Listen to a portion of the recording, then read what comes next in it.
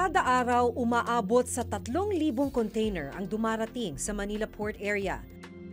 Ang Bureau of Customs o BOC ang tagasala at tagatiyak na walang pumapasok na iligal na kargamento sa bansa. Pero nagpapatuloy ang pagpasok ng iligal na droga sa bansa. Noong 2017, may 6.4 billion peso drug shipment na nakalusot. Ngayong taon, may 2.4 billion peso drug shipment na nasabat sa loob mismo ng port area. Ito ang isang malaking source ng illegal drugs sa pag-i-smuggle by using our seaports. Mas maraming malululon ng mga kababayan natin sa illegal na droga. Sa buong bansa, may 54 na mga major port. Nasa higit 25,000 border patrol naman ang nakakalat sa iba't ibang panig ng bansa, ayon sa Philippine Coast Guard. Sapat ba ito para matiyak na walang makalulusot na illegal na droga sa ating mga pantalan?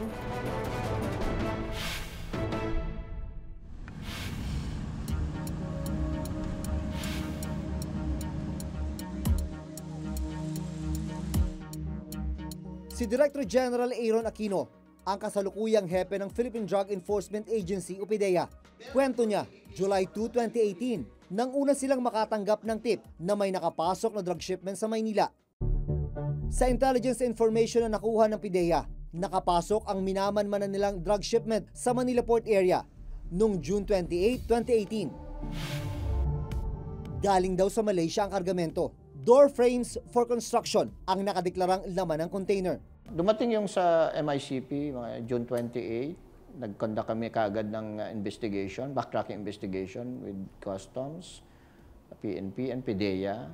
And there are series of meetings after that. And then we tapped the higher leadership of the Customs, si General La Peña, si General Quinto, na, Sir, ganito, ganito, ganito, inistoryahan namin. And then finally, we opened it, nakita naman natin may laman. Hinintay ng PDEA kung may maglalabas sa container, pero umabot ng isang buwan, walang kumukuha nito. Hanggang noong July 31, idineklara ng BOC na abandon na ang kargamento. August 7, 2018, nagpasya na silang buksan ang container. Pero hindi door frames ang nakita sa loob, kundi 2 magnetic lifters. Dahil sa kahinahinala nitong laman, binutas ng mga otoridad ang 2 magnetic lifters. Dito na tumambad ang 355 kilos ng methamphetamine hydrochloride o shabu. Ang halaga, 2.4 billion pesos. I now turn over this illegal drugs, shabu, to the PDEA. Sa dokumentong ito mula sa Customs, ang kumpanyang Vecaba Trading ang consignee ng shipment. Ang consignee ang tagatanggap ng anumang produkto mula sa exporter. Based on my gut feeling, at the same time, based on the backtracking investigation na kinandak namin, ang feeling ko may nakalabas. Kasi sabi ko nga, hindi pwedeng 355 kilos lang. Nasaan yung iba? Sigurado meron to. Noong mga panahong yon, nanunood ng balita ang caretaker at maintenance ng isang warehouse sa GMA Cavite na itatago namin sa pangalang Jeffrey. At binuksan ng Customs ang 20-footer container van na nakuha ang atensyon ni Jeffrey nang makita niya ang mga magnetic lifter sa balita. Pagkakita namin na parehas, agad namin tinawagan si Madam, ang aking boss. Pinagbigay alam namin na yung linagay dito sa warehouse na ito na bago, kaparehas nang nahuli sa custom na pinaglagyan ng shabu. Agad daw itinawag ni Jeffrey sa barangay official at sa GMA Cavite Police ang tip. What we did, we informed our provincial director yung discovery. I was directed to coordinate with PDEA as well as coordinate with the PNP SOCO. August 8, sa pakikipagtulungan ng GMA Cavite Police at Bureau of Customs, agad nagsagawa ng investigasyon ng PDEA. Sa pahintulot ng GMA Cavite PNP, nakapasok kami sa loob ng warehouse. Dito, naabutan pa namin ang 4 na magnetic lifters. Kaparehong-kapareho ito ng mga nakita sa Manila International Container Port o MICP. May mga nakakalat ding foil na halos kapareho ng foil na pinagbalutan ng shabu sa mga magnetic lifter sa MICP.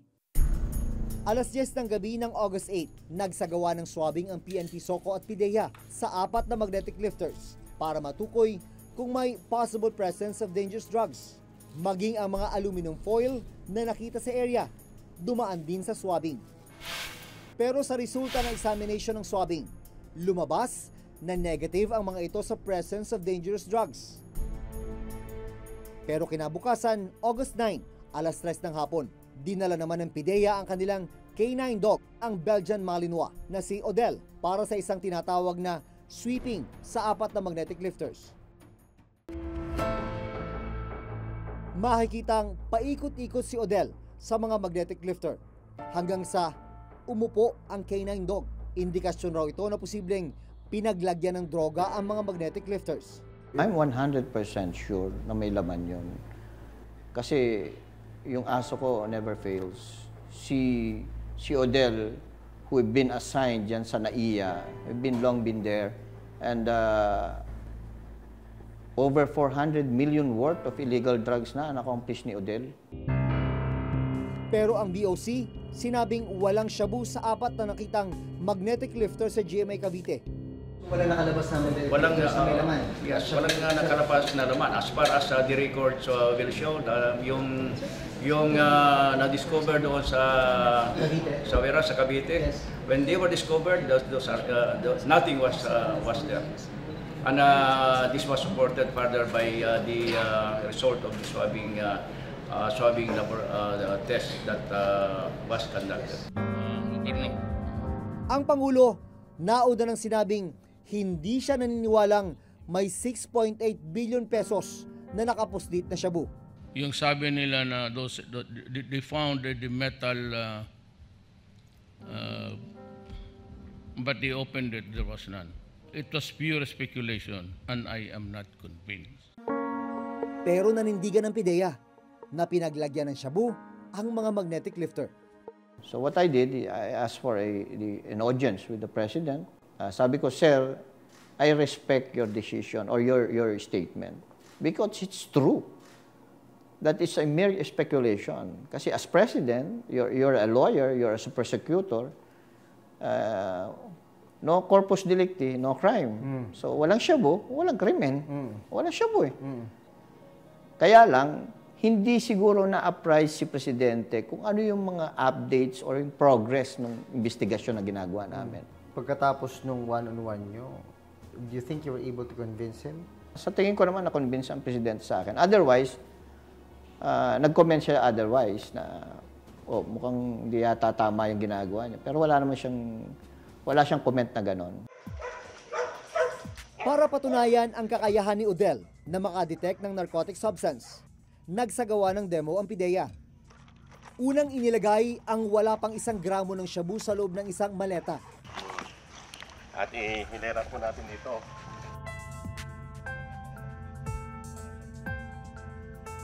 Pagkatapos ay inilinya ang iba pang maleta. Nagsimulang umikot si Odell kasama ang kanyang trainer. Ayan po, may naamoy na po ang ating narcotic detection dogs. Biglang umupo ang K9 dog. May na po siya. Ang indication po niya, umupo. Na ibig sabihin, positive po yung bag na inupuan niya o luggage bag.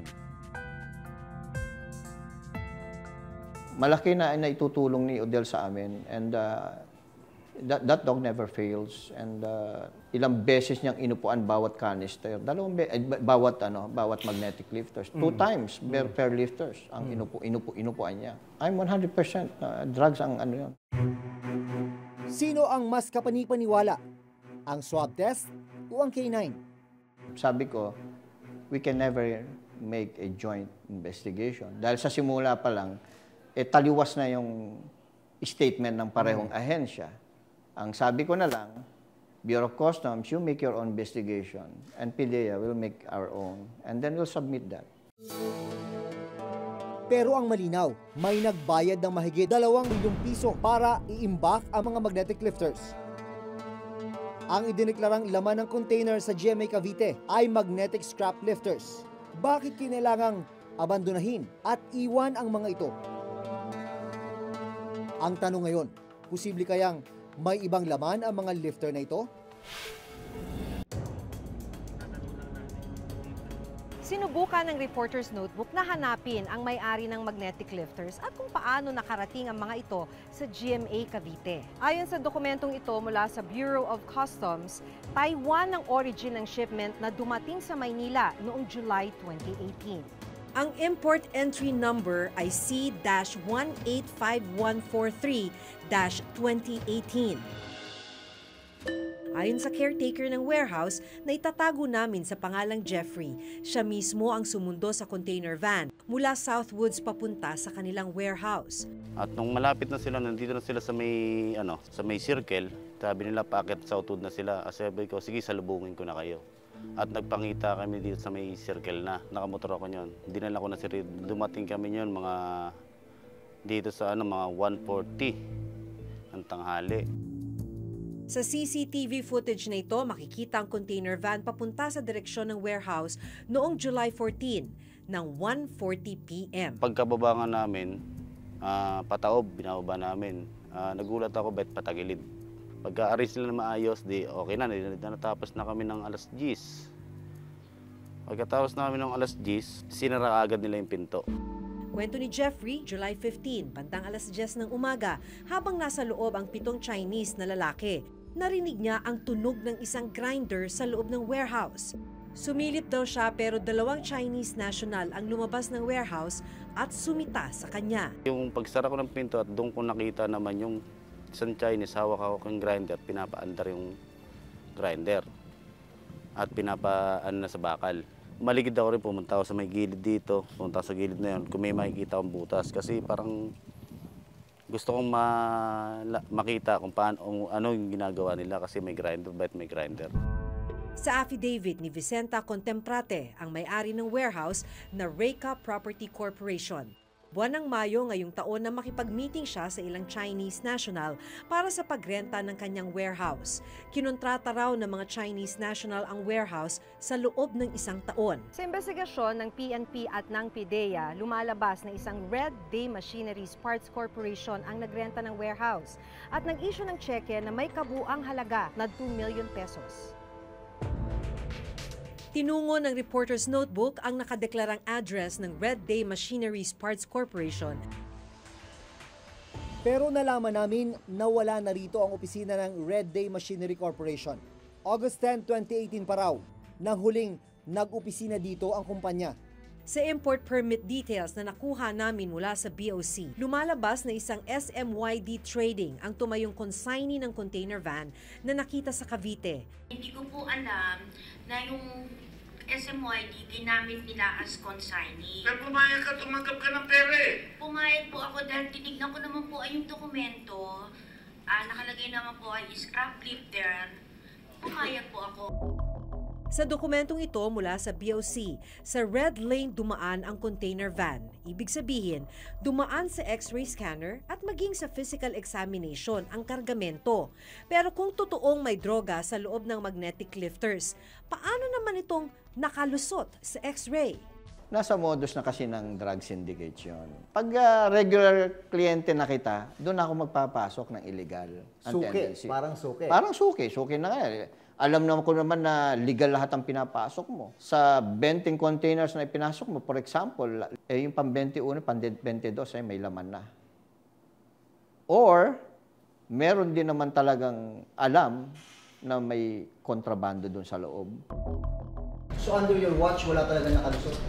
Yes, I would say yes. So far as with what we have on record, there's none. May isang ipapasok sana, yung 2 container ay yung magnetic lifter, but these were apprehended inside the port. Nalaman din namin na ang mga x-ray pala na ito, hugis lang pala ang nakikita. Makikita nila yung bilog, yung hollow, but as to yung ito ay specific nakaka-detect ng drugs, wala pa po.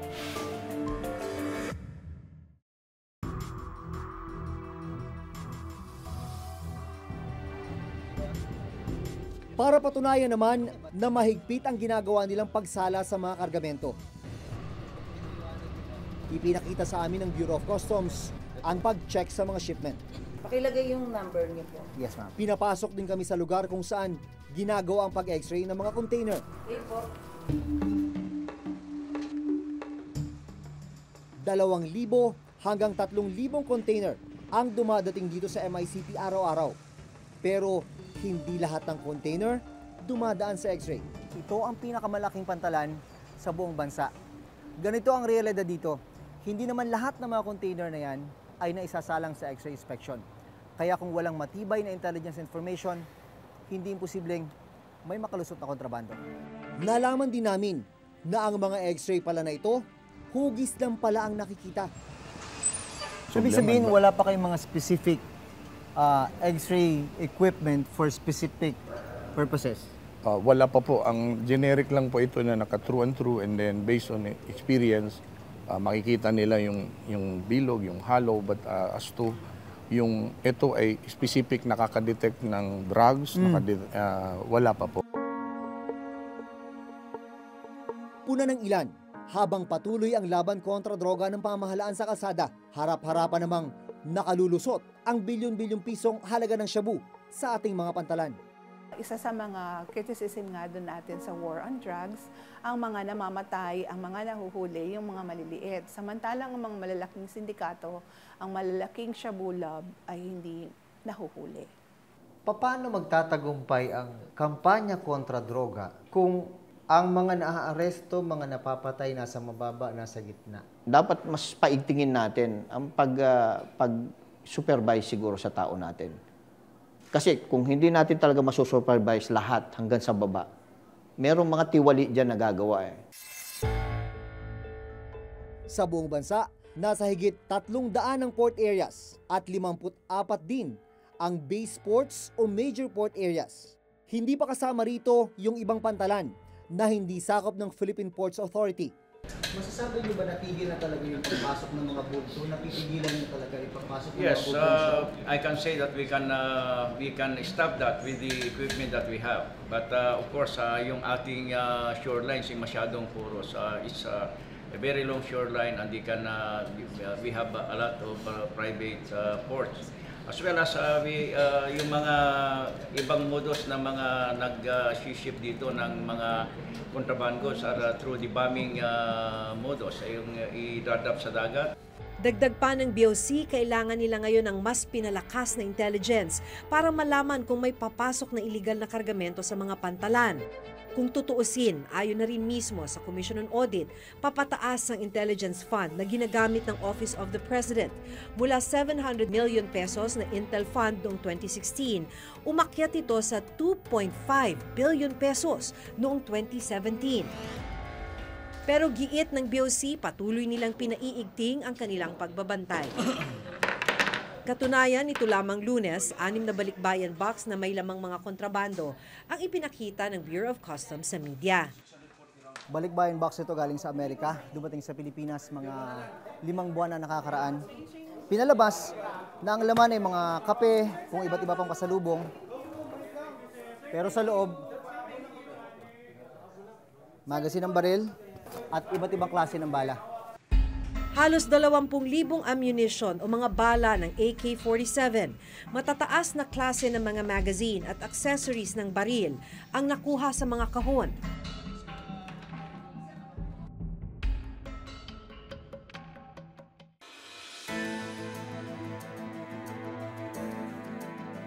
Mahalaga ang gampanin ng mga port o pantalan sa bansa. Dito tinitiyak na tama at walang iligal na kargamentong lumalabas at pumapasok ng bansa.